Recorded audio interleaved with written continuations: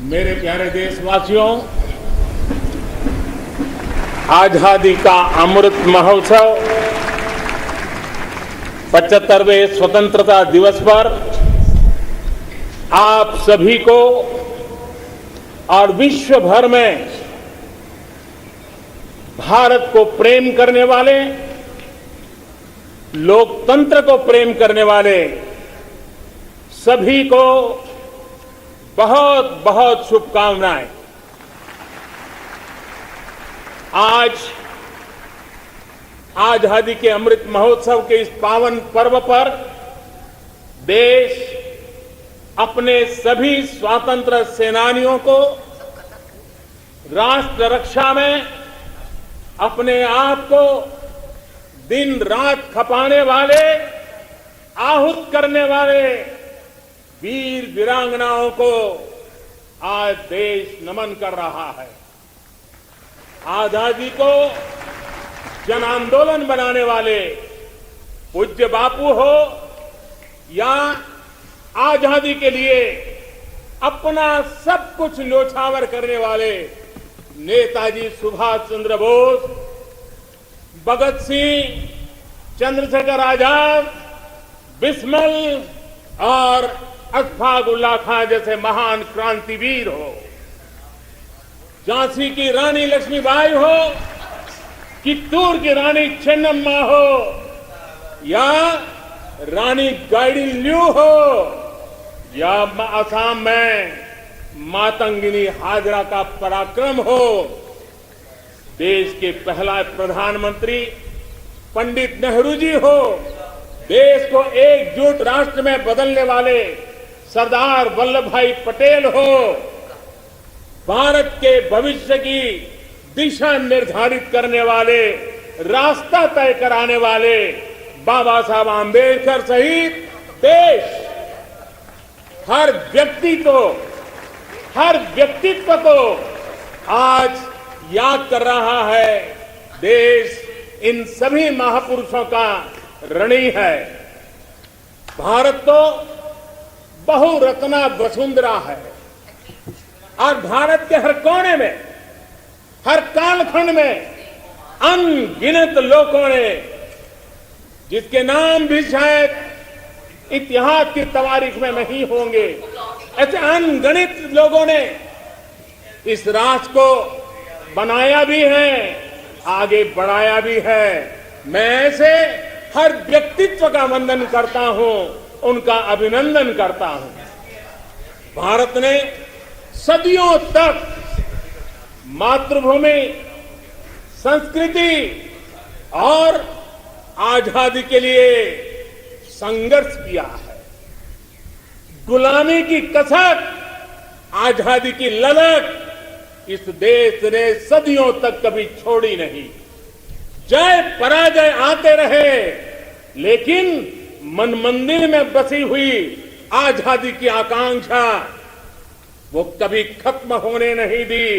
आज इन सभी संघर्ष के पुरोधा, सदियों के संघर्ष के पुरोधा, उन सबको भी प्रणाम करने का वक्त है और वे प्रणाम के हकदार भी है।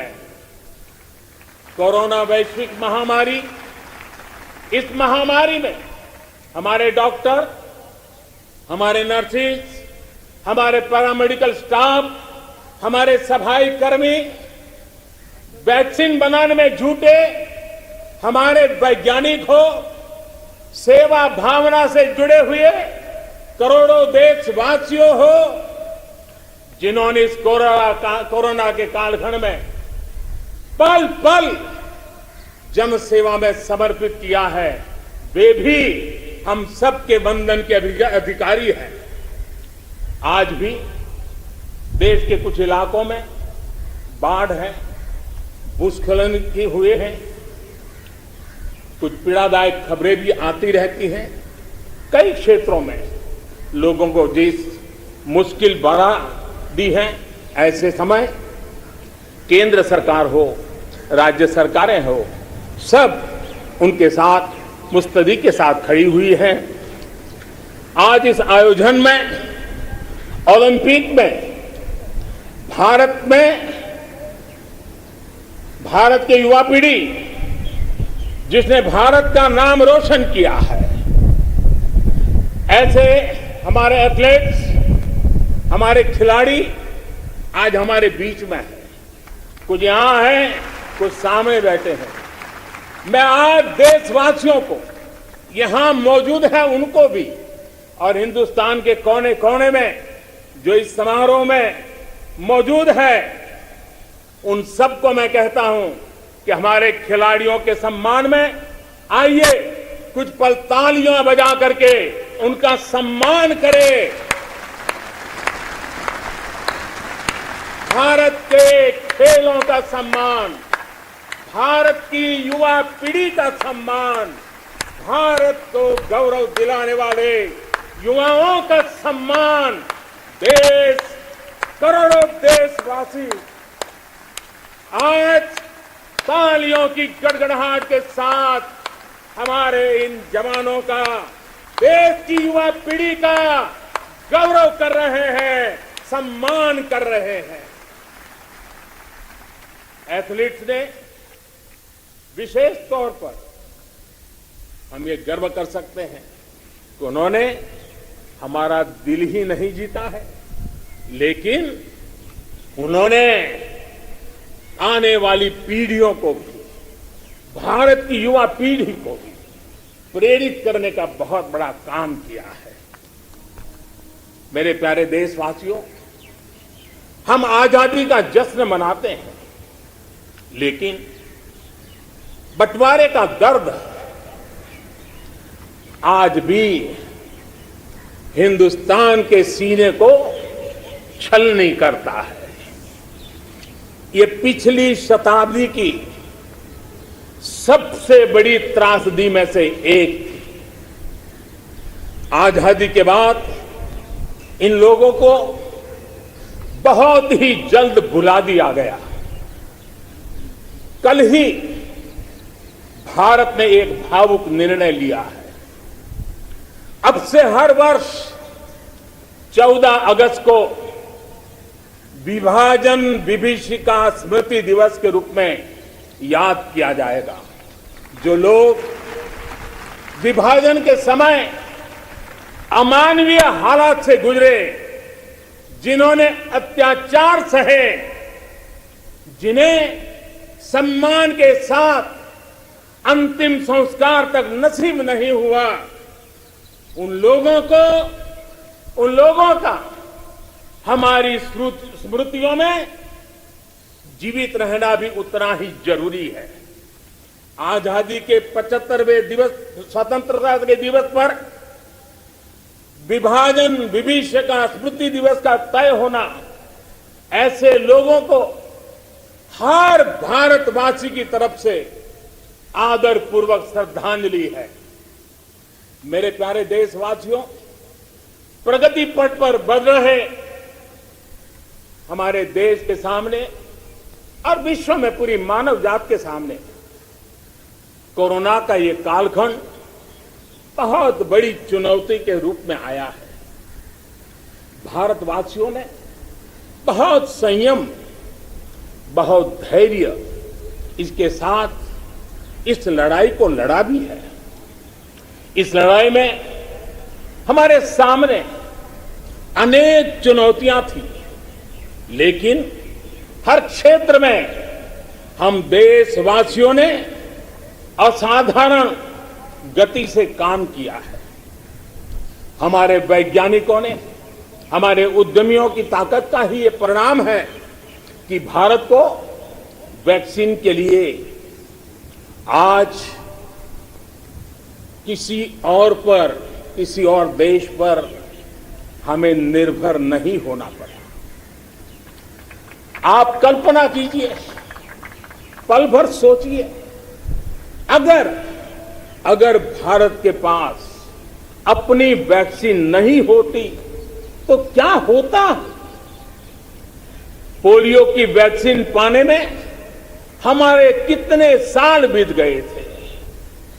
इतने बड़े संकट में जब पूरी दुनिया में महामारी हो, तब हमें वैक्सीन कैसे मिलता, लेकिन भारत को शायद मिलता कि नहीं मिलता और कब मिलता, लेकिन आज गौरव से कह सकते हैं कि दुनिया का सबसे बड़ा वैक्सीनेशन प्रोग्राम हमारे देश में चल रहा है।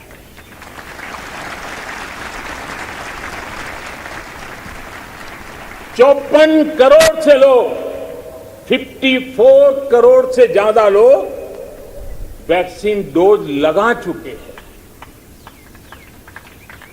कोविन जैसी ऑनलाइन व्यवस्था, डिजिटल सर्टिफिकेट देने की व्यवस्था आज दुनिया को आकर्षित कर रही है।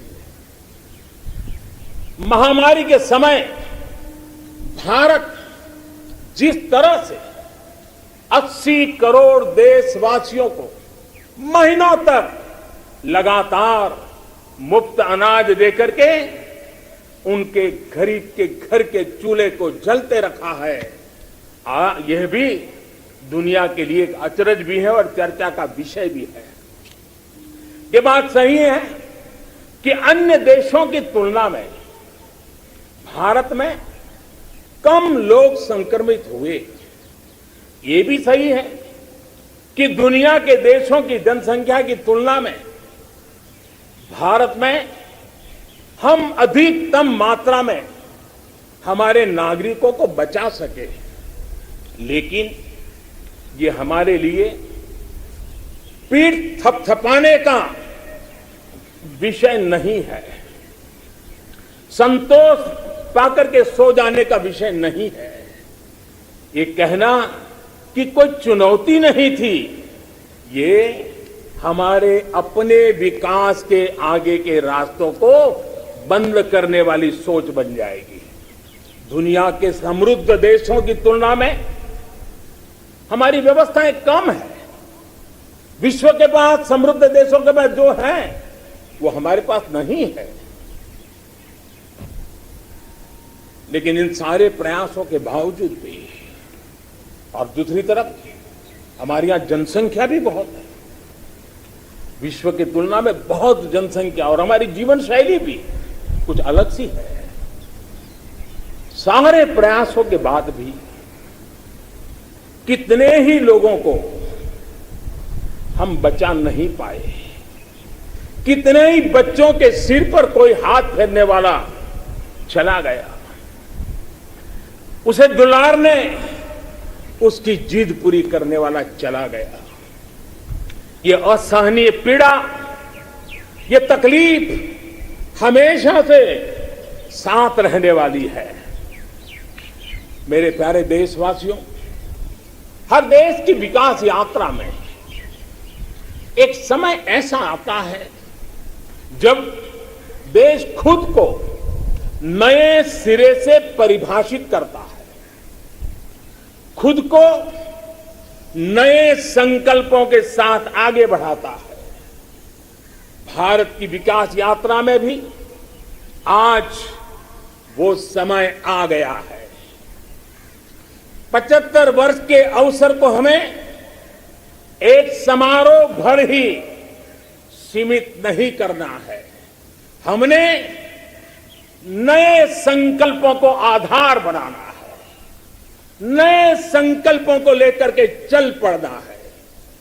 यहां से शुरू होकर अगले 25 वर्ष की यात्रा, जब हम आजादी के शताब्दी मनाएंगे, नए भारत के सृजन का यह अमृत काल है।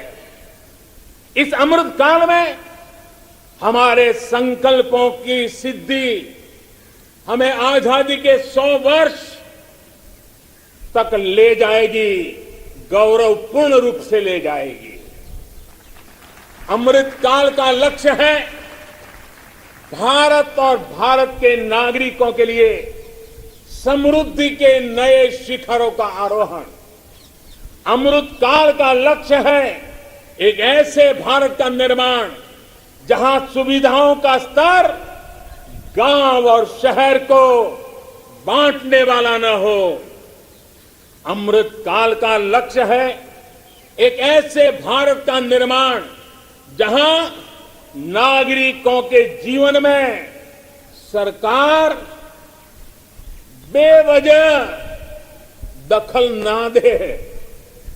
अमृतकाल का लक्ष्य है एक ऐसे भारत का निर्माण जहां दुनिया का हर आधुनिक इंफ्रास्ट्रक्चर हो, हम किसी से भी कम न हो। यही कोटि कोटि देशवासियों का संकल्प है। लेकिन संकल्प तब तक अधूरा होता है जब तक संकल्प के साथ परिश्रम और पराकाष्ठा की, परिश्रम और पराक्रम की पराकाष्ठा ना हो।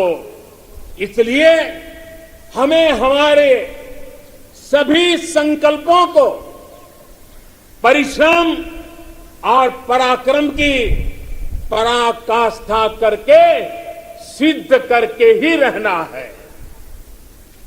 और ये सपने, ये संकल्प अपनी सीमाओं के पार सुरक्षित और समृद्ध विश्व के लिए भी प्रभावी योगदान के लिए है। अमृतकाल 25 वर्ष का है, लेकिन हमें अपने लक्ष्यों की प्राप्ति के लिए इतना लंबा इंतजार भी नहीं करना है। हम अभी से जुड़ जाना है। हमारे पास गंवाने के लिए एक पल भी नहीं है। यही समय है, सही समय है। हमारे देश को भी बदलना होगा और हमें एक नागरिक के नाते अपने आप को भी बदलना ही होगा। बदलते हुए युग के अनुकूल हमें भी अपने आप को ढालना होगा। सबका साथ, सबका विकास, सबका विश्वास, इसी श्रद्धा के साथ हम सब जुट चुके हैं। लेकिन आज लाल किले की प्राचीर से आह्वान कर रहा हूं, सबका साथ, सबका विकास, सबका विश्वास और अब सबका प्रयास हमारे हर लक्ष्यों की प्राप्ति के लिए बहुत महत्वपूर्ण है। बीते 7 वर्षों में शुरू हुई अनेक योजनाओं का लाभ करोड़ों गरीबों को उनके घर तक पहुंचा है। उज्ज्वला से लेकर आयुष्मान भारत की ये ताकत आज देश का हर गरीब जानता है। आज सरकारी योजनाओं की गति बढ़ी है, वो निर्धारित लक्ष्यों को प्राप्त कर रही है। पहले की तुलना में हम बहुत तेजी से बहुत आगे बढ़े, लेकिन सिर्फ बात यहां पूरी नहीं होती है। अब हमें सैचुरेशन तक जाता है, पूर्णता तक जाना है। 100% गांवों में सड़कें हो, 100% परिवारों का बैंक अकाउंट हो, 100% लाभार्थी को आयुष्मान भारत का कार्ड हो, 100% पात्र व्यक्तियों को उज्ज्वला योजना और गैस कनेक्शन हो, सरकार की बीमा योजना हो, पेंशन योजना हो, आवास योजना से हमें हर उस व्यक्ति को जोड़ना है जो उसके हकदार है। 100% का मूड बना के चलना है।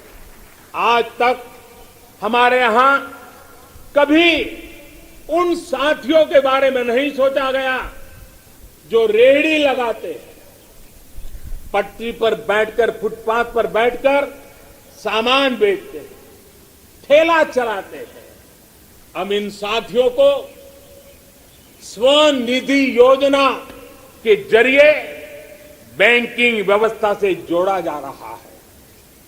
जैसे हमने बिजली 100% घरों तक पहुंचाई, जैसे हमने 100% घरों में शौचालय के निर्माण का प्रामाणिक प्रयास किया, वैसे ही हमें अब योजनाओं के सैचुरेशन का लक्ष्य लेकर के आगे बढ़ना है। और इसके लिए हमें समय सीमा बहुत दूर नहीं रखनी है। हमें कुछ ही वर्षों में अपने संकल्पों को साकार करना है। देश आज हर घर जल मिशन को लेकर के तेजी से काम कर रहा है। मुझे खुशी है कि जल जीवन मिशन के सिर्फ 2 वर्ष में 4.5 करोड़ से ज्यादा परिवारों को नल से जल मिलना शुरू हो गया, पाइप से वाटर मिलना शुरू हो गया है। करोड़ों माता बहनों का आशीर्वाद, यही हमारी पूंजी है। इस 100% का सबसे बड़ा लाभ ये होता है कि सरकारी योजना के लाभ से कोई वंचित नहीं रहता। जब सरकार ये लक्ष्य बनाकर चलती है कि हमें समाज की आखिरी पंक्ति में जो व्यक्ति खड़ा है उस तक पहुंचना है, तो न कोई भेदभाव हो पाता है और न ही भ्रष्टाचार की गुंजाइश रहती है। मेरे प्यारे देशवासियों, देश के हर गरीब, हर व्यक्ति तक पोषण पहुंचाना भी सरकार की प्राथमिकता है। गरीब महिलाओं, गरीब बच्चों में कुपोषण और जरूरी पौष्टिक पदार्थों की कमी उनके विकास में बड़ी बाधा बनती है। इसे देखते हुए ये तय किया गया है कि सरकार अपनी अलग अलग योजनाओं के तहत जो चावल गरीबों को देती है उसे फोर्टिफाई करेगी, गरीबों को पोषण युक्त चावल देगी। राशन की दुकान पर मिलने वाला चावल हो, मिड डे मील में बालकों को मिलने वाला चावल हो, वर्ष 2024 तक हर योजना के माध्यम से मिलने वाला चावल फोर्टिफाई कर दिया जाएगा। मेरे प्यारे देशवासियों, आज देश में हर गरीब तक बेहतर स्वास्थ्य सुविधा पहुंचाने का अभियान भी तेज गति से चल रहा है। इसके लिए मेडिकल शिक्षा में जरूरी बड़े बड़े सुधार भी किए गए हैं। प्रिवेंटिव हेल्थ केयर पर भी उतना ही ध्यान दिया गया है। साथ साथ देश में मेडिकल सीटों में भी काफी बढ़ोतरी की गई है। आयुष्मान भारत योजना के तहत देश के गांव-गांव तक क्वालिटी स्वास्थ्य सेवाएं पहुंचाई जा रही है। जन औषधि योजना के माध्यम से गरीब को, मध्यम वर्ग को सस्ती दवाइयां उपलब्ध कराई जा रही है। अभी तक 75,000 से ज्यादा हेल्थ एंड वेलनेस सेंटर्स बनाए जा चुके हैं। अब ब्लॉक स्तर पर अच्छे अस्पतालों और आधुनिक लैब के नेटवर्क पर विशेष रूप से काम किया जा रहा है। बहुत जल्द देश के हजारों अस्पतालों के पास अपने ऑक्सीजन प्लांट भी होंगे। मेरे प्यारे देशवासियों, 21वीं सदी में भारत को नई ऊंचाई पर पहुंचाने के लिए भारत के सामर्थ्य का सही इस्तेमाल, पूरा इस्तेमाल, ये समय की मांग है, बहुत जरूरी है। इसके लिए जो वर्ग पीछे है, जो क्षेत्र पीछे है, उनकी हैंड होल्डिंग करनी ही होगी। मूलभूत जरूरतों की चिंता के साथ ही दलितों, पिछड़ों, आदिवासियों, सामान्य वर्ग के गरीबों के लिए आरक्षण सुनिश्चित किया जा रहा है। अभी हाल ही में मेडिकल शिक्षा के क्षेत्र में ऑल इंडिया कोटे में ओबीसी वर्ग में को आरक्षण की व्यवस्था भी की गई है। संसद में कानून बनाकर ओबीसी से जुड़ी सूची बनाने का अधिकार राज्यों को दे दिया गया है। मेरे प्यारे देशवासियों, जैसे हम ये सुनिश्चित कर रहे हैं कि समाज की विकास यात्रा में कोई व्यक्ति ना छूटे, कोई वर्ग ना छूटे, वैसे ही देश का कोई भूभाग, देश का कोई कोना भी पीछे नहीं छूटना चाहिए। विकास सर्वांगी होना चाहिए, विकास सर्वस्पर्शी होना चाहिए, विकास सर्वसमावेशक होना चाहिए। देश के ऐसे क्षेत्रों को आगे लाने के लिए पिछले 7 वर्षों में जो प्रयास किए गए हैं, अब उसे और तेजी देने की दिशा में हम आगे बढ़ रहे हैं।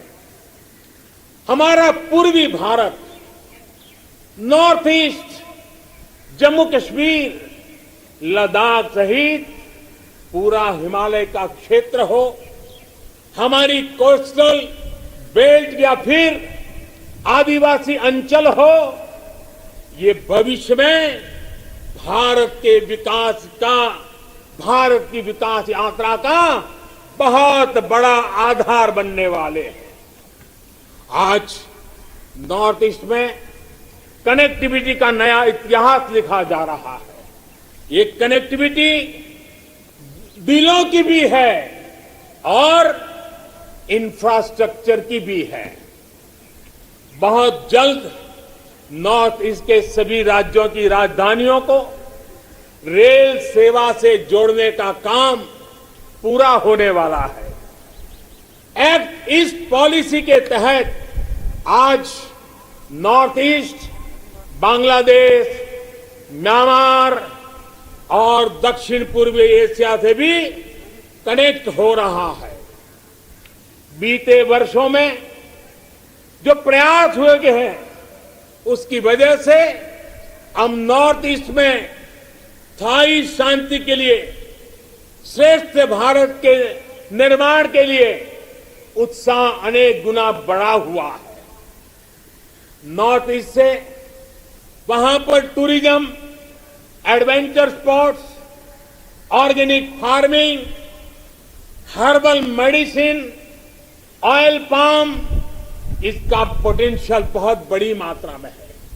हमें पूरी तरह इस पोटेंशियल को निखारना होगा, देश की विकास यात्रा का हिस्सा बनाना होगा और हमें ये काम अमृत काल के कुछ दशक में ही पूरा करना है। सभी के सामर्थ्य को उचित अवसर देना, यही लोकतंत्र की असली भावना है। जम्मू हो या कश्मीर, विकास का संतुलन अब जमीन पर दिख रहा है। जम्मू कश्मीर में ही डिलिमिटेशन कमीशन का गठन हो चुका है और भविष्य में विधानसभा चुनावों के लिए भी तैयारियां चल रही है। लद्दाख भी विकास की अपनी असीम संभावनाओं की तरफ आगे बढ़ चला है।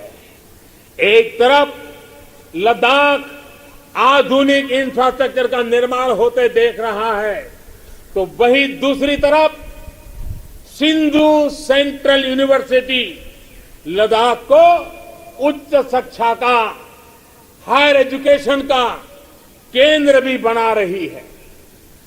21वीं सदी के इस दशक में भारत ब्लू इकोनॉमी के अपने प्रयासों को और तेजी देगा।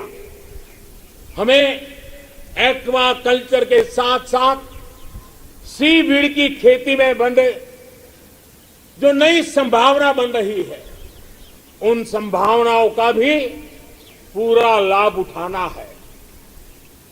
डीप ओशन मिशन समंदर की असीम संभावनाओं को तलाशने की हमारी महत्वाकांक्षा का प्रमाण है। जो खनिज संपदा समंदर के में छिपी हुई है, जो थर्मल एनर्जी समंदर के पानी में है, और वो देश के विकास को नई बुलंदी दे सकती है। देश के जिन जिलों के लिए ये माना गया था कि ये पीछे रह गए, हमने उनकी आकांक्षाओं को भी जगाया है। देश में 110 से अधिक आकांक्षी जिले, एस्पिरेशनल डिस्ट्रिक्ट जिलों में शिक्षा, स्वास्थ्य, पोषण, सड़क, रोजगार से जुड़ी योजनाओं को प्राथमिकता दी जा रही है। इनमें से अनेक जिले हमारे आदिवासी अंचल में हैं। हमने इन जिलों के बीच विकास की एक तंदुरुस्त स्पर्धा का एक उत्साह पैदा किया है। ये आकांक्षी जिले भारत के अन्य जिलों की बराबरी तक पहुंचे, उस दिशा में तेज स्पर्धा चल रही है।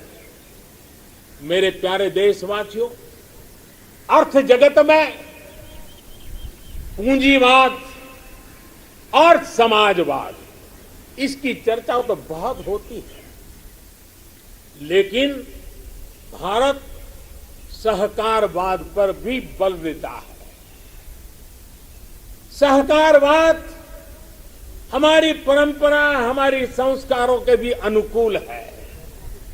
सहकारवाद जिसमें जनता जनार्दन की सामूहिक शक्ति का अर्थव्यवस्था की चालक शक्ति के रूप में ड्राइविंग फोर्स बने, ये देश के ग्रासरूट लेवल की इकोनॉमी के लिए एक अहम क्षेत्र है।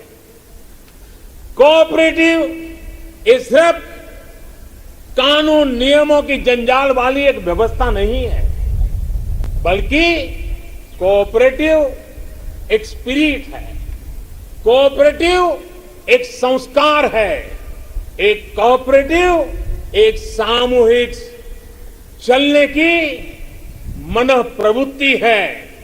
उनका सशक्तिकरण हो, इसके लिए हमने अलग मंत्रालय बनाए कर इस दिशा में कदम उठाया है। और राज्यों के अंदर जो सहकारी क्षेत्र है, उसको जितना ज्यादा बल दे सके, वो बल देने के लिए हमने ये कदम उठाया है। मेरे प्यारे देशवासियों, इस दशक में हमने गांवों में नई अर्थव्यवस्था के निर्माण के लिए प्रधानमंत्री बनने पर हमें अपनी अंतराल में पूछना चाहिए कि जो हमने शपथ ली है, जो सब पढ़े हैं हमने संविधान के शपथ के, क्या हमारा आचरण वही है? क्या हम उस आचरण के आधार पर अपनी कलम चला रहे हैं? क्या हम अपने मूल भावना की शपथ ली है, उसके आधार पर शासन कर रहे हैं? अपने आप को पूछना चाहिए। जब तक ये भावना सब में घर नहीं करेगी, चाहे पक्ष हो चाहे विपक्ष हो, तब तक मुल्क कभी एक मौका नहीं रह सकता है। इसलिए हम सबका कर्तव्य, हम सब मिलकर के किस प्रकार से आने वाले वक्त के अंदर मजबूती से राष्ट्र सेवा में जुड़ जाएं। ये वक्त दिया है 75 साल के बाद में हमें आया है। हमारे प्रत्येक कांग्रेस कार्यकर्ता भी गांव में हो, ढाणी में हो, चाहे वो कहीं पे भी हो, वो सतही आगे बढ़े वो खुद देखे कि मुझे मेरा क्या कर्तव्य है, बताने की जरूरत नहीं होनी चाहिए उसको, ये हमारे संस्कारों के अंदर है। तो मुझे उम्मीद है कि प्रदेश कांग्रेस कमेटी अध्यक्ष दुतासा जी के नेतृत्व में जो नई शुरुआत हुई है वो गांव गांव तक संदेश पहुंचेगा और हम सब मिलकर के जो प्रतिज्ञा ली हम लोगों ने, राजीव गांधी जी आए थे राजस्थान में, उनकी भावना के अनुरूप मैनिफेस्टो बना था, सरकार पूरा प्रयत्न कर रही है, मैनिफेस्टो का आधार बनाकर ही हम चर्चा करें। हमने परंपरा कायम की देश के अंदर 22 साल पहले जब मैं मुख्यमंत्री था कि मैनिफेस्टो वादे करते हैं वो निभाने चाहिए, याद रखना चाहिए चुनाव के जीतने के बाद में। सरकारें भूल जाती थी, हमने पहली कैबिनेट की मीटिंग के अंदर ये परंपरा शुरू करी, मैनिफेस्टो को हम लोग सरकारी कार्य योजना का अंग बना देते हैं। उनके आधार पर तमाम कलेक्टर, तमाम सेक्रेटरी कॉपी रखते अपने पास में, उनको पढ़ करके फैसले करने पड़ते हैं। इसलिए आज 64% फैसले हमने कर लिए अभी तक मैनिफेस्टो में। इस रूप में हम चाहते हैं कि आने वाले वक्त के अंदर जो वादे की निभा के दिखाएं। कोरोना काल बहुत भयंकर आ गई महामारी, मैं आप सबको प्रदेशवासियों को धन्यवाद देना चाहूंगा। इस रूप में आपने एकजुटता दिखाई, हमने पक्ष विपक्ष को साथ लिया, धर्म गुरुओं को साथ लिया, एक्टिविस्ट को साथ लिया, डॉक्टर्स को साथ लिया, सबको साथ लिया और ऐसा आह्वान किया कि आपने कहा कि पहली लहर के अंदर किस प्रकार से पूरे प्रदेश के लोगों ने एक दूसरे की सेवा करी। हमने कहा कोई भूखा नहीं सोना चाहिए, तो मुझे गर्व है कहते हुए राजस्थान में कोई भूखा नहीं सोया, इस प्रकार से पब्लिक ने साथ दिया। राजस्थान 70 के हमने कहा था, उसी ढंग से हमने व्यवस्था करी जहाँ टेस्टिंग के लिए भी पूना भेजती थी संस्था, दिल्ली भेजते थे। आज 0 से शुरू करके 1.5 लाख सैंपल प्रतिदिन हम लोग टेस्ट कर सकते हैं कैपेसिटी। आईसीयू बेड बढ़ाए, क्वारंटाइन की व्यवस्था करी, शानदार व्यवस्था करी और दूसरी लहर ने हिला दिया पूरे देश को। ऑक्सीजन की जिस प्रकार मांग बढ़ी, दवाइयों की कमी रही, इस रूप में पूरे मुल्क में जो माहौल बनाया गया, यह माहौल बना ऑक्सीजन की कमी से हाहाकार मच गया। हमने भी अपने मंत्री को भेजा, दिल्ली तक भेजा, मैंने खुद ने बात करी, तमाम प्रधानमंत्री जी से भी सबसे बात करी, गृह मंत्री से बात करी। हमने ऑक्सीजन की भीख मांगी कि हमें बचाना लोगों को, हमें कोई शर्म नहीं आती भीख मांगते हुए, हमारा इंसान बचना चाहिए, वो उन्हें कर दिखाया। सबसे अच्छा प्रबंधन देश में भी हुआ कोरोना का, तो वो राजस्थान में हुआ। इस बात का हमें गर्व होना चाहिए। देश में देश के बाहर भी लोगों ने तारीफ करी राजस्थान भीलवाड़ा मॉडल की। इसी में कहना चाहूंगा, आप लोग दिमाग में रखें किस प्रकार से हमें आने वाले वक्त में तीसरी लहर भी आ सकती है।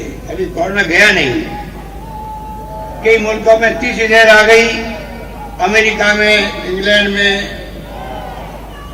इजराइल के अंदर, स्पेन के अंदर, इटली के अंदर कहीं तीसरी, कहीं चौथी, पांचवी लहर आ रही है। हमें अपना बचाव खुद करना है और उसके 2 रास्ते हैं। एक तो वैक्सीन, हमारी आज कैपेसिटी 15 लाख वैक्सीन लगाने की है, हम 1.5-2 लाख मुश्किल लगा पा रहे क्योंकि वैक्सीन मिल नहीं रही। 15 लाख की कैपेसिटी पैदा की हम लोगों ने। बढ़ाएंगे आने वाले समय में ब्लॉक लेवल तक वेयर हाउस की फैसिलिटी क्रिएट करने का भी अभियान चलाया जाएगा। हर छोटे किसानों के छोटे छोटे खर्च को ध्यान में रखते हुए पीएम किसान सम्मान निधि योजना चलाई जा रही है। 10 करोड़ से अधिक किसान परिवारों के बैंक खातों में अब तक 1.5 लाख करोड़ से ज्यादा रकम सीधी उनके खाते में जमा करा दी गई है। छोटा किसान अब हमारे लिए, हमारा मंत्र है, हमारा संकल्प है, छोटा किसान बने देश की शान। छोटा किसान बने देश की शान। ये हमारा सपना है। आने वाले वर्षों में हमें देश के छोटे किसानों की सामूहिक शक्ति को और बढ़ाना होगा, नई सुविधाएं देनी होगी। आज देश के 70 से ज्यादा रेल रूटों पर किसान रेल चल रही है। किसान रेल छोटे किसानों को अपने उत्पाद का कम कीमत, ट्रांसपोर्टेशन का खर्चा कम हो, इस पर दूर दराज के इलाकों में वो इस आधुनिक सुविधा के साथ अपने उत्पाद पहुंचा सकता है। कमलम हो या शाही लीची, भूत जलोकिया मिर्च हो या काला चावल या हल्दी, अनेकों उत्पाद अब दुनिया के अलग अलग देशों में भेजे जा रहे हैं। आज देश को खुशी होती है जब भारत की मिट्टी में पैदा हुई चीजों की सुगंध दुनिया के अलग अलग देशों तक पहुंच रही है। भारत के खेत से निकली सब्जियां और खाद्यान्न से आज दुनिया का टेस्ट बन रहा है। मेरे प्यारे देशवासियों, कैसे आज गांवों के सामर्थ्य को बढ़ाया जा रहा है, उसका एक उदाहरण है स्वामित्व योजना। हम सब जानते हैं कि गांवों में जमीन की जमीन की कीमत का क्या हल होता है। जमीन पर उनको बैंकों से कोई कर्ज नहीं मिलता है, खुद जमीन के मालिक होने के बावजूद भी, क्योंकि गांव में जमीनों के कागज पर कई कई पीढ़ियों से कोई काम नहीं हुआ है। लोगों के पास इसकी व्यवस्था नहीं है। इस स्थिति को बदलने का काम आज स्वामित्व योजना कर रही है। आज गांव गांव हर एक घर की, हर जमीन की ड्रोन के जरिए मैपिंग हो रही है। गांव की जमीनों के डेटा और संपत्ति के कागज ऑनलाइन अपलोड हो रहे हैं। इससे न सिर्फ गांवों में जमीन से जुड़े विवाद समाप्त हो रहे हैं, बल्कि गांव के लोगों को बैंक से आसानी से लोन भी मिलने की व्यवस्था निर्माण हुई है। गांव गरीब की जमीनें विवाद का नहीं, विकास का आधार बने। देश आज उस दिशा में बढ़ रहा है। मेरे प्यारे देशवासियों, स्वामी विवेकानंद जी जब भारत के भविष्य की बात करते थे, अपनी आंखों के सामने मां भारती की भव्यता का जब वो दर्शन करते थे, तब वो कहते थे, जहां तक हो सके अतीत की ओर देखो, जहां तक हो सके अतीत की ओर देखो। पीछे जो चीर नूतन झरना बह रहा है, पीछे जो चीर नूतन झरना बह रहा है, आकंठ उसका जल पियो। और उसके बाद देखिए स्वामी विवेकानंद जी की विशेषता, उसके बाद सामने की ओर देखो, आगे बढ़ो और भारत को पहले से भी कहीं ज्यादा उज्जवल, महान, श्रेष्ठ बनाओ। आजादी के 75वें वर्ष में हमारा दायित्व है कि अब हम देश के असीम सामर्थ्य पर विश्वास करते हुए आगे बढ़े। हमें मिलकर काम करना होगा नेक्स्ट जनरेशन इंफ्रास्ट्रक्चर के लिए। हमें मिलकर काम करना होगा वर्ल्ड क्लास मैन्युफैक्चरिंग के लिए।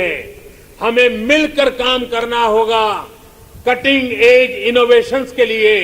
हमें मिलकर काम करना होगा न्यू एज टेक्नोलॉजी के लिए। मेरे प्यारे देशवासियों, आधुनिक विश्व में प्रगति की बुनियाद आधुनिक इंफ्रास्ट्रक्चर पर खड़ी होती है। ये मध्यम वर्ग की आवश्यकताओं, आकांक्षाओं की भी पूर्ति करते हैं। कमजोर इंफ्रास्ट्रक्चर का बहुत बड़ा नुकसान विकास की गति को भी होता है, शहरी मध्यम वर्ग को भी होता है। मेरे प्यारे देशवासियों, इसी बात को समझते हुए जल, थल, नभ हर क्षेत्र में देश ने असाधारण स्पीड और स्केल पर काम करके दिखाया है। नए जलमार्ग, वाटरवेज हो, नए नए स्थानों को सी प्लेन से जोड़ना हो, देश में बहुत तेजी से काम चल रहा है। भारतीय रेलवे भी तेजी से आधुनिक अवतार में ढल रही है। देश ने संकल्प लिया है कि आजादी के अमृत महोत्सव आपको मालूम होगा, हमने इस आजादी के अमृत महोत्सव को 75 सप्ताह तक मनाना तय किया है। 12 मार्च से शुरू हुआ है और 2023 15 अगस्त तक इसको चलाना है। उत्साह भर से आगे बढ़ना है और इसलिए देश ने एक बहुत महत्वपूर्ण फैसला लिया है। आजादी के अमृत महोत्सव के 75 सप्ताह में, इन 75 सप्ताह में 75 वंदे भारत ट्रेनें देश के हर कोने को आपस से जोड़े करके रही होगी। आज जिस गति से देश में नए एयरपोर्ट का निर्माण हो रहा है, उड़ान योजना दूर दराज के इलाकों को जोड़ रही है, यह अभूतपूर्व है। आज हम देख रहे हैं कि कैसे बेहतर एयर कनेक्टिविटी लोगों के सपनों को नई उड़ान देती है। मेरे प्यारे देशवासियों, भारत को आधुनिक इंफ्रास्ट्रक्चर के साथ ही इंफ्रास्ट्रक्चर निर्माण में होलिस्टिक अप्रोच, इंटीग्रेटेड अप्रोच अपनाने की बहुत जरूरत है। भारत आने वाले कुछ ही समय में प्रधानमंत्री गति शक्ति का नेशनल मास्टर प्लान, उसको देश के सामने करोड़ों देशवासियों को सपना करने वाली एक बहुत बड़ी योजना लेकर के हम आपके सामने आने वाले हैं, उसको लॉन्च करने वाले हैं। 100 लाख करोड़ से भी अधिक की योजना लाखों नौजवानों के लिए रोजगार के नए अवसर लेकर के आने वाली है। गति शक्ति हमारे देश के लिए एक ऐसा नेशनल इंफ्रास्ट्रक्चर मास्टर प्लान होगा जो होलिस्टिक इंफ्रास्ट्रक्चर की नींव रखेगा, हमारी इकोनॉमी को एक इंटीग्रेटेड और होलिस्टिक पाथवे देगा। अभी हम देखते हैं कि हमारे ट्रांसपोर्ट के साधनों में कोई तालमेल नहीं होता। गति शक्ति साइलोस को तोड़ेगी। भविष्य के रास्ते से हम इन सब रोड़ों को, जितनी कठिनाइयां हैं, उनको हटाएगी। इससे सामान्य मानवीय के लिए ट्रैवल टाइम में कमी आएगी और हमारी इंडस्ट्री की प्रोडक्टिविटी और भी बढ़ेगी। गति शक्ति हमारे लोकल मैन्युफैक्चरर्स को ग्लोबली कॉम्पिटिटिव करने में भी बहुत बड़ी मदद करेगी और इससे फ्यूचर इकोनॉमिक जोन्स के निर्माण की नई संभावनाएं भी विकसित होगी। अमृत काल के इस दशक में गति की शक्ति भारत के कायाकल्प का आधार बनेगी। मेरे प्यारे देशवासियों, विकास के पथ पर आगे बढ़ते हुए भारत को अपनी मैन्युफैक्चरिंग और एक्सपोर्ट दोनों को बढ़ाना होगा। आपने देखा है, अभी कुछ दिन पहले ही भारत ने अपने पहले स्वदेशी एयरक्राफ्ट कैरियर आईएनएस विक्रांत को समुद्र में ट्रायल के लिए उतारा है। भारत आज अपना लड़ाकू विमान बना रहा है, अपनी सबमरीन बना रहा है, गगनयान भी अंतरिक्ष में भारत का परचम लहराने के लिए तैयार हो रहा है। ये स्वदेशी मैन्युफैक्चरिंग में हमारे सामर्थ्य को उजागर करता है। कोरोना के बाद उभरी नई आर्थिक परिस्थितियों में मेक इन इंडिया को स्थापित करने के लिए देश ने प्रोडक्शन लिंक इंसेंटिव्स को भी घोषणा की है। इस स्कीम से जो बदलाव आ रहा है उसका उदाहरण इलेक्ट्रॉनिक मैन्युफैक्चरिंग सेक्टर से है। 7 साल पहले हम लगभग $8 बिलियन के मोबाइल फोन इंपोर्ट यानी आयात करते थे। अब इंपोर्ट तो बहुत ज्यादा घटी है। आज हम $3 बिलियन के मोबाइल फोन एक्सपोर्ट भी कर रहे हैं।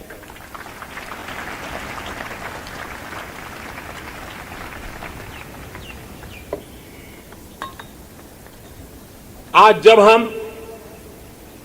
हमारे मैन्युफैक्चरिंग सेक्टर को गति मिल रही है तो हमें ये ध्यान रखना है कि हम भारत में जो बनाएं उसे हमें बेस्ट क्वालिटी के साथ ग्लोबल कंपटीशन में टिके और हो सके तो एक कदम आगे बढ़ें, ये तैयारी करनी है और ग्लोबल मार्केट को हमने टारगेट करना है।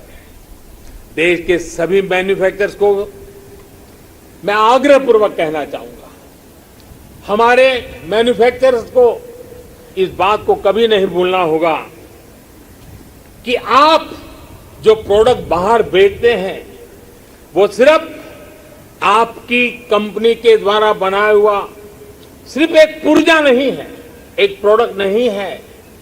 उसके साथ भारत की पहचान जुड़ी होती है, भारत की प्रतिष्ठा जुड़ी होती है, भारत के कोटि कोटि लोगों का विश्वास जुड़ा होता है।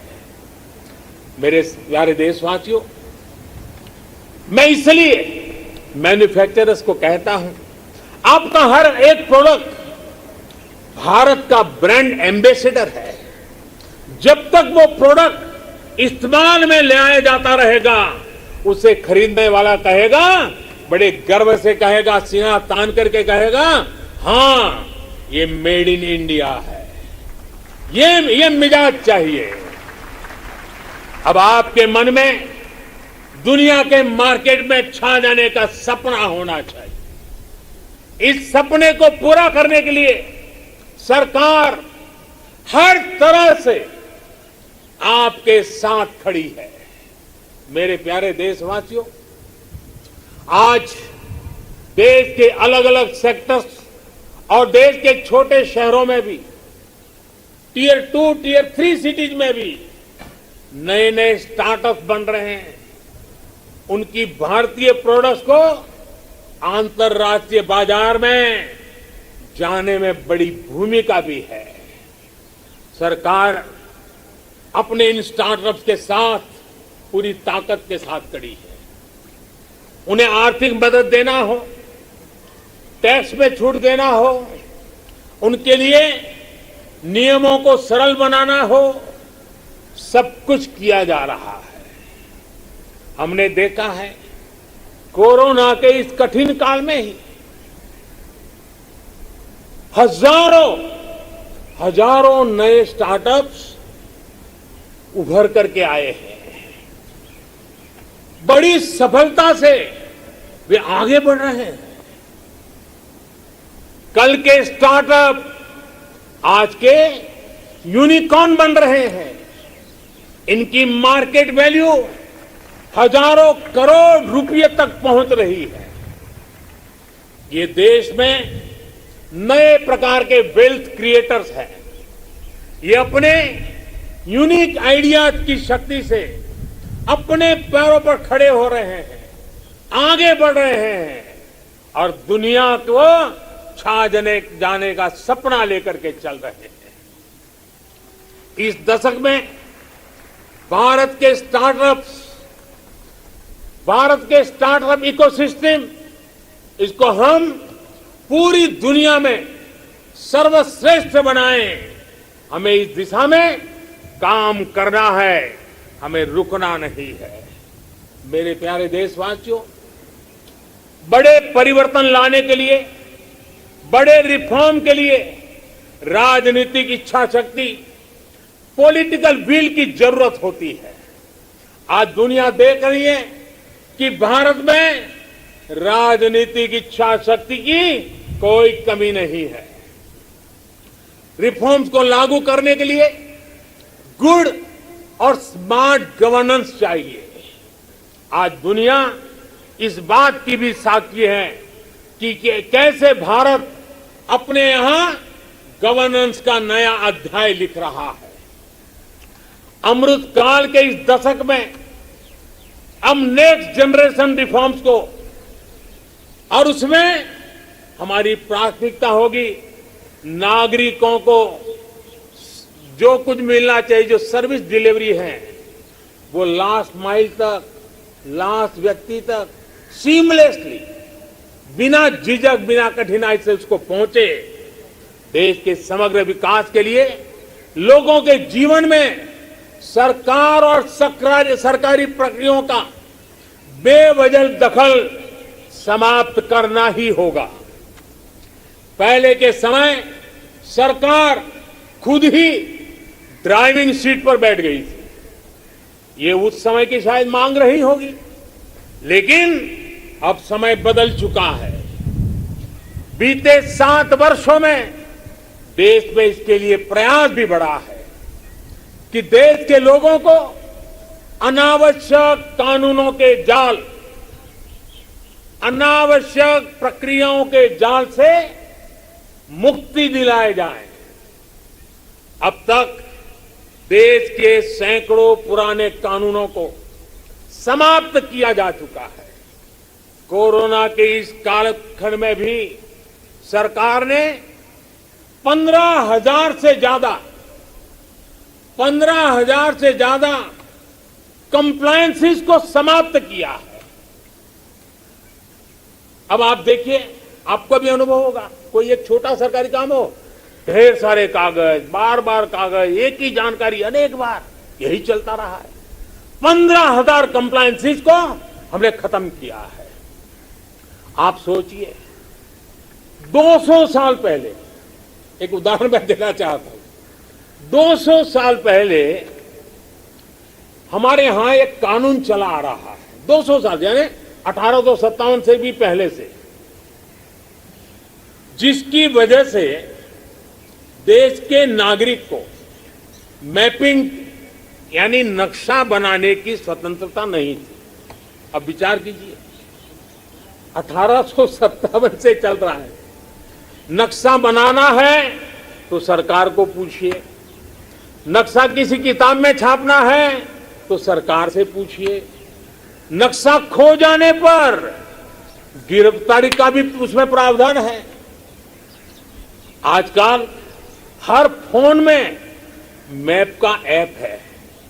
सैटेलाइट की इतनी ताकत है कि फिर ऐसे कानूनों का बोझ सिर पर लेकर देश को आगे कैसे बढ़ाएंगे हम।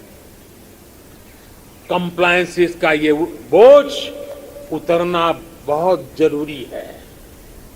मैपिंग की बात हो, स्पेस की बात हो, इंफॉर्मेशन टेक्नोलॉजी की बात हो, बीपीओ की बात हो, जैसे अनेक सेक्टरों में बहुत सारे रेगुलेशन को हमने समाप्त कर दिया है। मेरे प्यारे देशवासियों, बेवजह कानूनों की जकड़ से मुक्ति, ईज ऑफ लिविंग, साथ साथ ईज ऑफ डूइंग बिजनेस, दोनों के लिए बहुत ही जरूरी है। हमारे देश के उद्योग और व्यापार आज इस बदलाव को महसूस कर रहे हैं। आज दर्जनों श्रम कानून सिर्फ 4 कोड में समा चुके हैं। टैक्स से जुड़ी व्यवस्थाओं को भी अब आसान और फेसलेस किया गया है। इस तरह के रिफॉर्म सिर्फ सरकार तक सीमित ना रहे, बल्कि ग्राम पंचायत और नगर निगमों, नगर पालिकाओं तक पहुंचे। इस पर देश की हर व्यवस्था को मिलकर के काम करना होगा। मैं जो आह्वान कर रहा हूं और बड़े आग्रह से कर रहा हूं, केंद्र हो या राज्य, सभी के विभागों से मैं कह रहा हूं, सभी सरकारी कार्यालयों से कह रहा हूं, अपने यहां नियमों प्रक्रियाओं की समीक्षा का अभियान चलाइए। हर वो नियम, हर वो प्रक्रिया जो देश के लोगों के सामने बाधा बनकर, बोझ बनकर खड़ी हुई है, उसे हमें दूर करना ही होगा। मुझे पता है, जो ये 70-75 साल में जमा हुआ है, वो एक दिन में या एक साल में नहीं जाएगा। लेकिन मन बनाकर काम शुरू करेंगे तो हम ऐसा जरूर कर पाएंगे। मेरे प्यारे देशवासियों, इसी सोच के साथ सरकार ने ब्यूरोक्रेसी में पीपल सेंट्रिक अप्रोच बढ़ाने, एफिशिएंसी बढ़ाने के लिए सरकार ने मिशन कर्मयोगी और कैपेसिटी बिल्डिंग कमीशन की शुरुआत भी की है। मेरे प्यारे देशवासियों, कौशल और सामर्थ्य से भरे, अपनी मिट्टी के लिए कुछ कर गुजरने की भावना से भरे नौजवानों को तैयार करने में बड़ी भूमिका होती है। किसकी होती है? बड़ी भूमिका होती है हमारी शिक्षा की, हमारी शिक्षा व्यवस्था की, हमारी शिक्षा परंपरा की। आज देश के पास 21वीं सदी की जरूरतों को पूरा करने वाली नई राष्ट्रीय शिक्षा नीति भी है। अब हमारे बच्चे ना कौशल की कमी के कारण रुकेंगे और ना ही भाषा की सीमा में बंधेगी। दुर्भाग्य से हमारे देश में भाषा को लेकर एक बड़ा विभाजन पैदा हो गया है। भाषा की वजह से हमने देश के बहुत बड़े टैलेंट को पिंजरे में बांध दिया है। मातृभाषा में होनहार लोग मिल सकते हैं।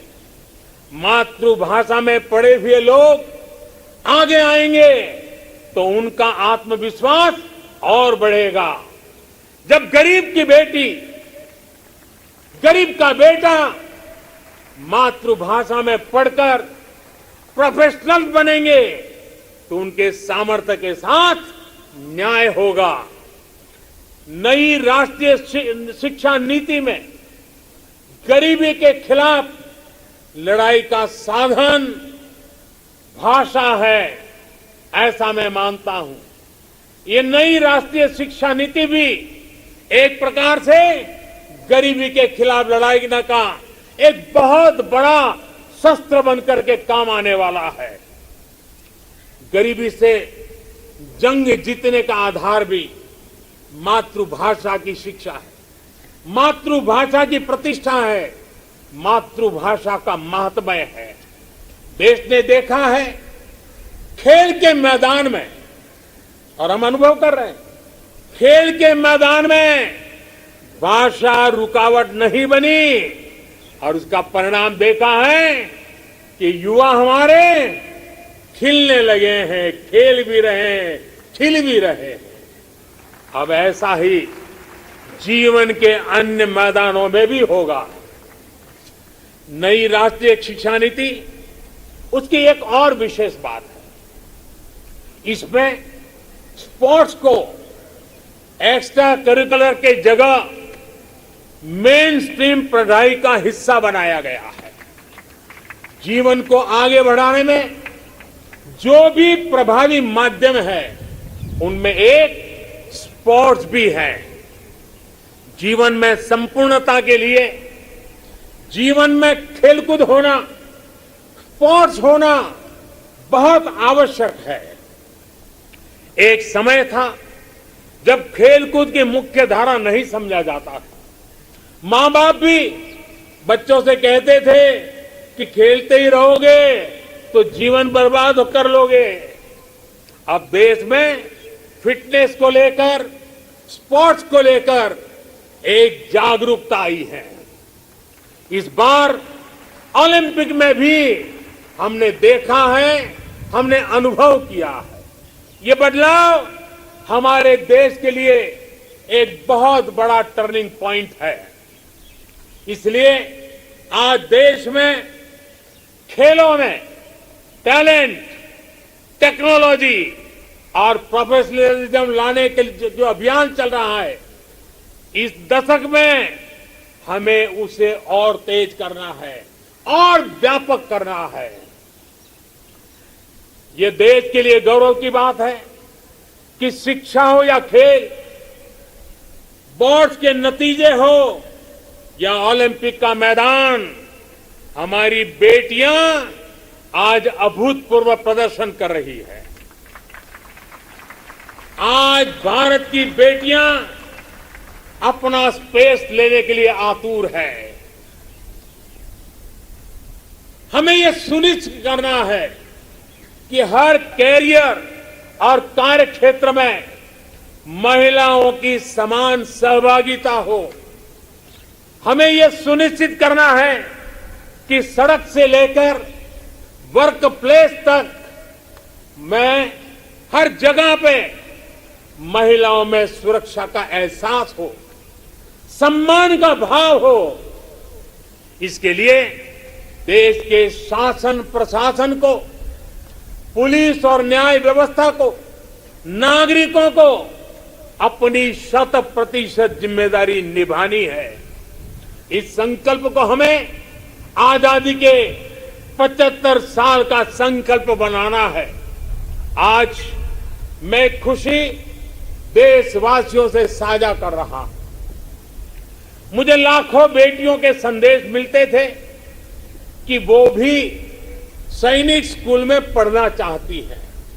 उनके भी लिए भी सैनिक स्कूलों के दरवाजे खोले जाएं।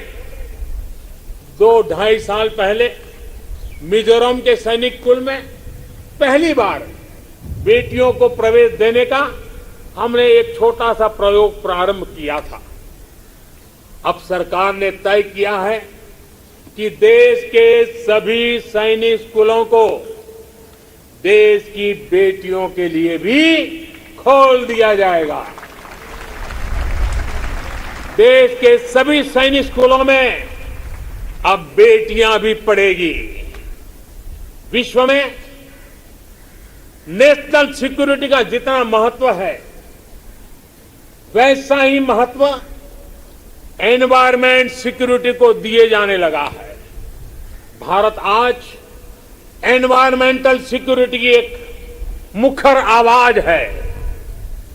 आज बायोडायवर्सिटी हो या लैंड न्यूट्रलिटी, क्लाइमेट चेंज हो या वेस्ट रिसाइकलिंग, ऑर्गेनिक फार्मिंग हो या वेस्ट रिसाइकलिंग, ऑर्गेनिक फार्मिंग हो या गोवर्धन से बायोगैस हो और एनर्जी कंजर्वेशन हो या क्लीन एनर्जी ट्रांजिशन, पर्यावरण की दिशा में भारत के प्रयास आज परिणाम दे रहे हैं।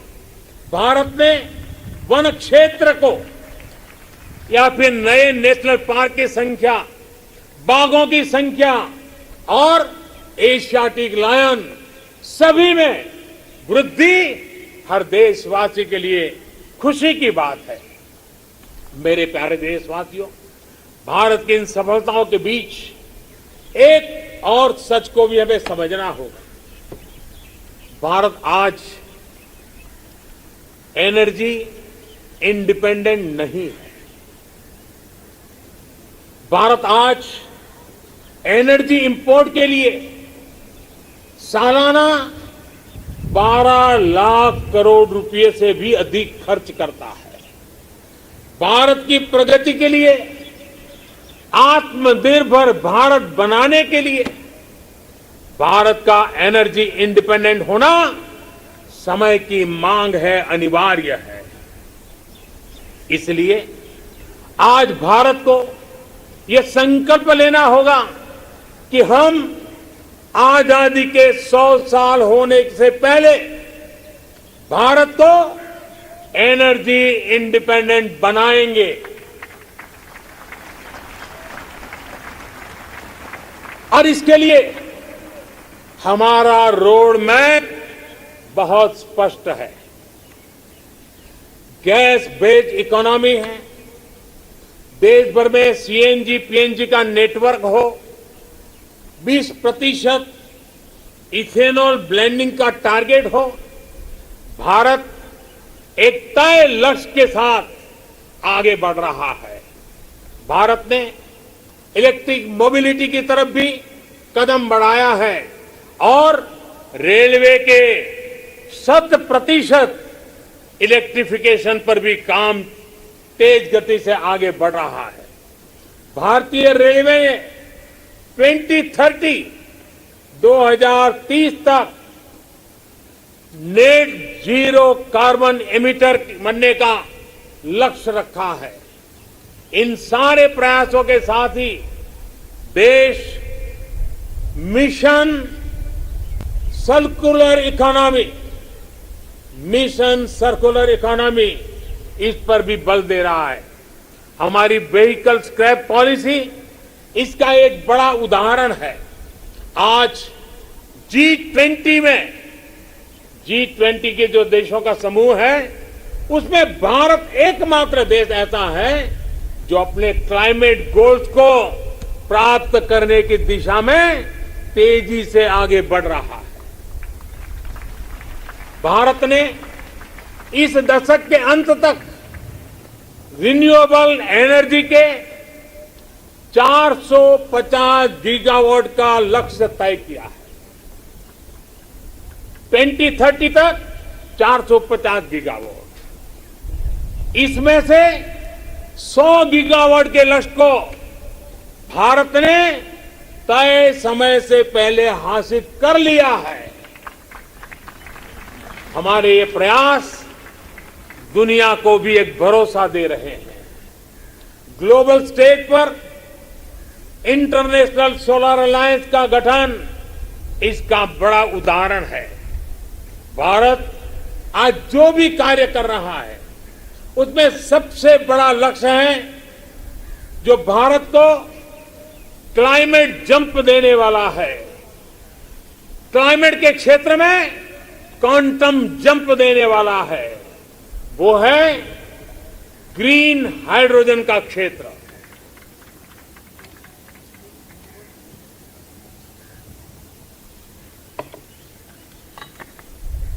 ग्रीन हाइड्रोजन के क्षेत्र के लक्ष्य की प्राप्ति के लिए मैं आज इस तिरंगे की साक्षी में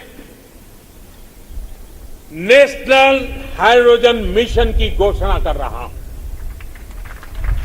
अमृतकाल में हमें भारत को ग्रीन हाइड्रोजन के प्रोडक्शन और एक्सपोर्ट का ग्लोबल हब बनाना है। ये ऊर्जा के क्षेत्र में भारत की एक नई प्रगति उसको आत्मनिर्भर बढ़ाएगा और पूरे विश्व में क्लीन एनर्जी ट्रांजिशन की नई प्रेरणा भी बनेगा। ग्रीन ग्रोथ से ग्रीन जॉब के नए नए अवसर हमारे युवाओं के लिए, हमारे स्टार्टअप के लिए आज दस्तक दे रहे हैं। मेरे प्यारे देशवासियों, 21वीं सदी का आज का भारत बड़े लक्ष्य गढ़ने और उन्हें प्राप्त करने का सामर्थ्य रखता है।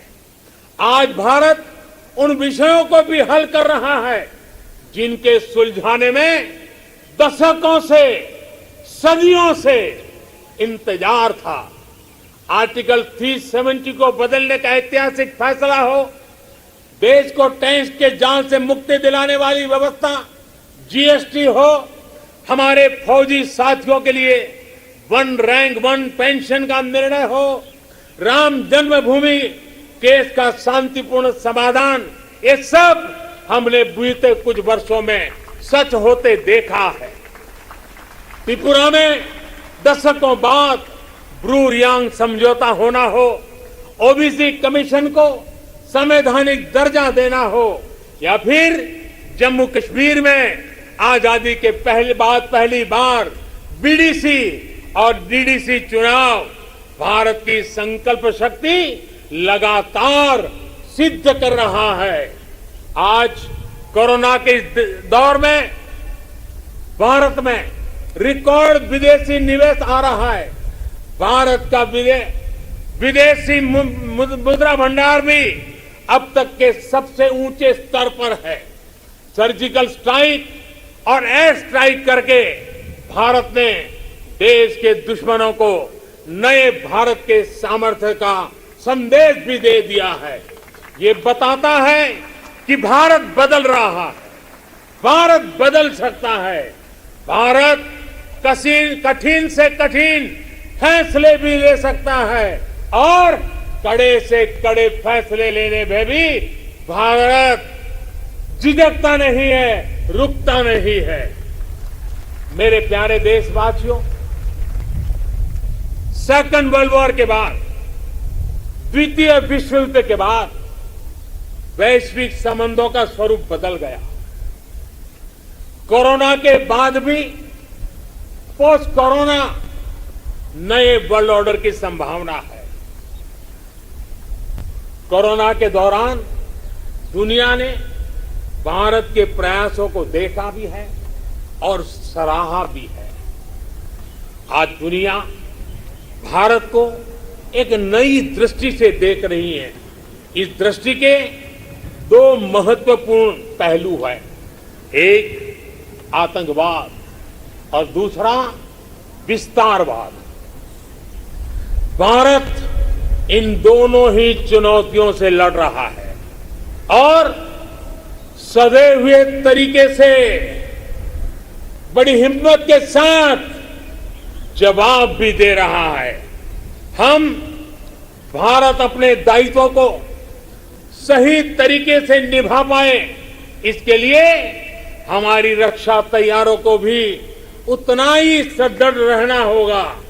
रक्षा के क्षेत्र में देश को आत्मनिर्भर बनाने, भारत की कंपनियों को प्रोत्साहित करने के लिए, हमारे मेहनती उद्यमियों को नए अवसर उपलब्ध कराने के लिए हमारे प्रयास निरंतर जारी हैं।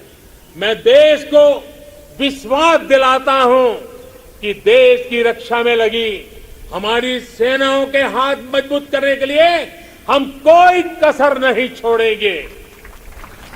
मेरे प्यारे देशवासियों, आज देश के महान विचारक श्री अरविंदो की जन्म जयंती भी है। साल 2022 में उनका 150वां जन्म जयंती का पर्व है। श्री अरविंदो भारत के उज्जवल भविष्य के स्वप्न दृष्टा थे। वो कहते थे कि हमें उतना सामर्थ्यवान बनना होगा जितना हम पहले कभी नहीं थे।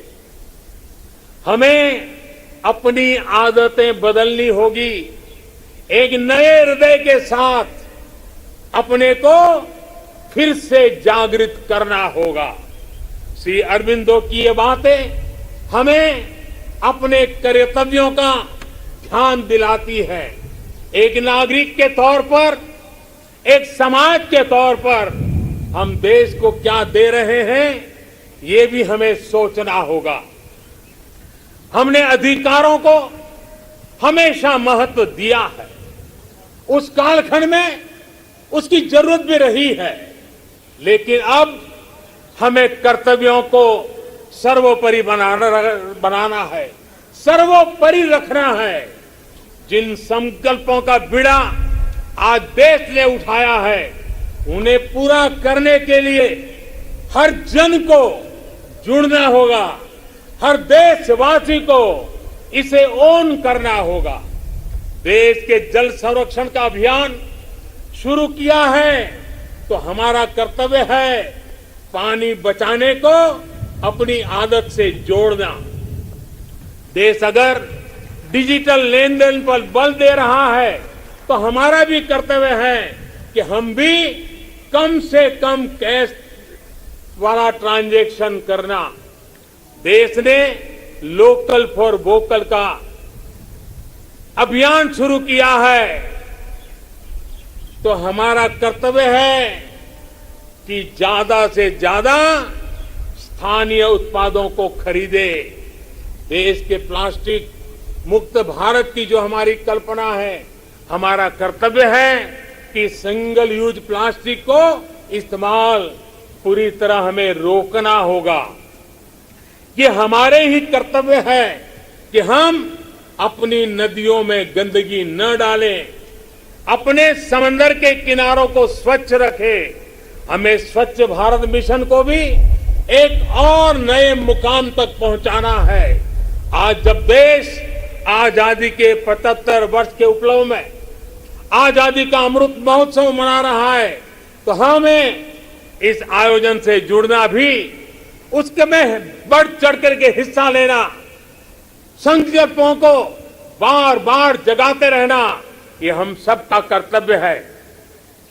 अपने स्वाधीनता संग्राम को ध्यान में रखते हुए आप जो भी करेंगे, जो भी अमृत की बूंद की तरह अवश्य पवित्र होगा और कोटि कोटि भारतीयों के प्रयास से बना ये अमृत कुंभ आने वाले वर्षों के लिए प्रेरणा बनकर उत्साह जगाएगा।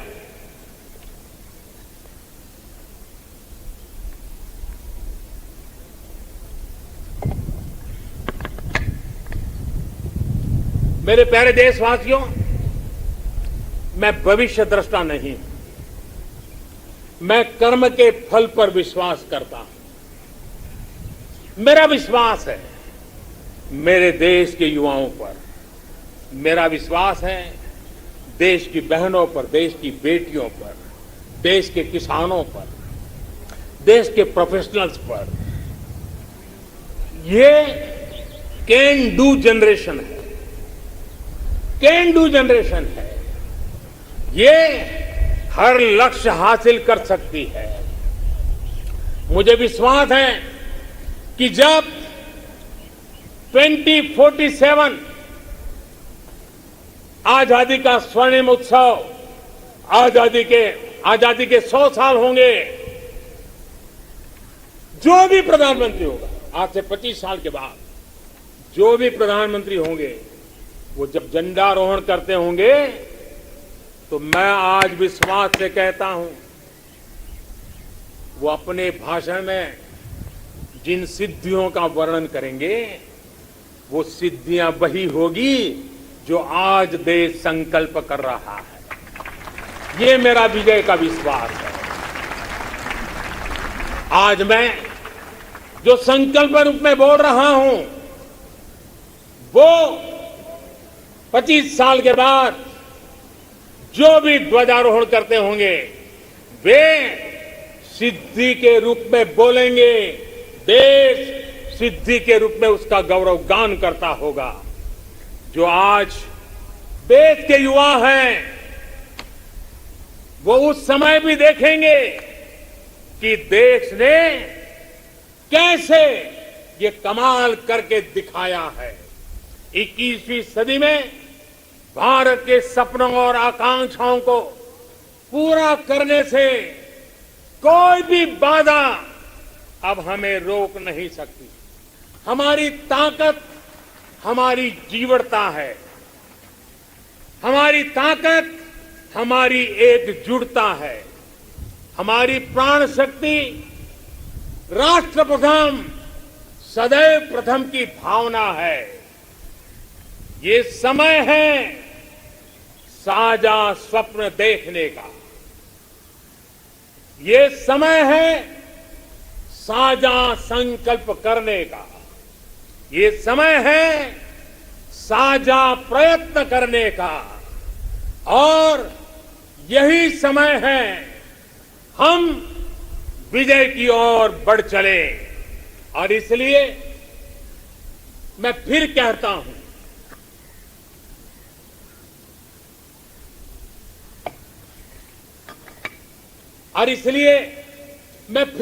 हूं, यही समय है, यही समय है, सही समय है, भारत का अनमोल समय है। यही समय है, सही समय है, भारत का अनमोल समय है। असंख्य भुजाओं की शक्ति है, असंख्य भुजाओं की शक्ति है। हर तरफ देश की भक्ति है, असंख्य भुजाओं की शक्ति है, हर तरफ देश की भक्ति है। तुम उठो तिरंगा लहरा दो, तुम उठो तिरंगा लहरा दो, भारत के भाग्य को फहरा दो, भारत के भाग्य को फहरा दो। यही समय है, सही समय है, भारत का अनमोल समय है। कुछ ऐसा नहीं, कुछ ऐसा नहीं जो कर न सको, कुछ ऐसा नहीं जो पा न सको। तुम उड़ जाओ, तुम उड़ जाओ, तुम जुट जाओ, सामर्थ्य को अपने पहचानो, सामर्थ्य को अपने पहचानो, कर्तव्य को अपने सब जानो, कर्तव्य को अपने सब जानो। यही समय है, सही समय है, भारत का अनमोल समय है।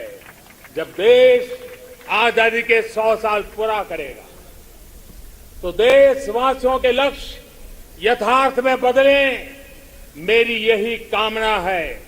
इन्हीं शुभकामनाओं के साथ सभी देशवासियों को 75वें स्वतंत्रता दिवस की मैं फिर एक बार बधाई देता हूं। और मेरे साथ हाथ ऊपर करके बोलेंगे, जय हिंद, जय हिंद, जय हिंद, वंदे वंदे वंदे, भारत माता की, भारत माता की, भारत माता की। बहुत बहुत धन्यवाद।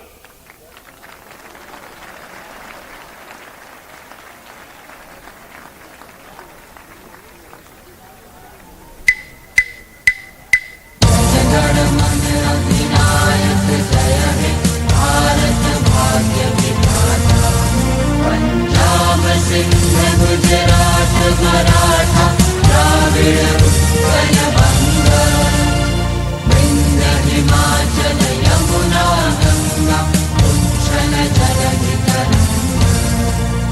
तव शुभ नामे जागे, तव शुभ आशीष मांगे, गाहे तव जय गाथा।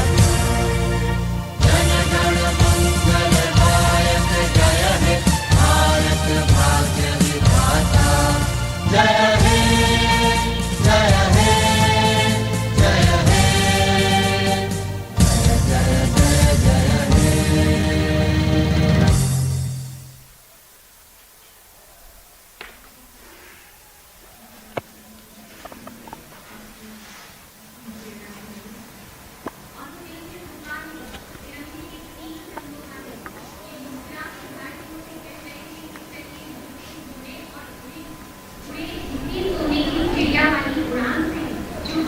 Prime Minister Narendra Modi concluding his address to the nation, and there we see the release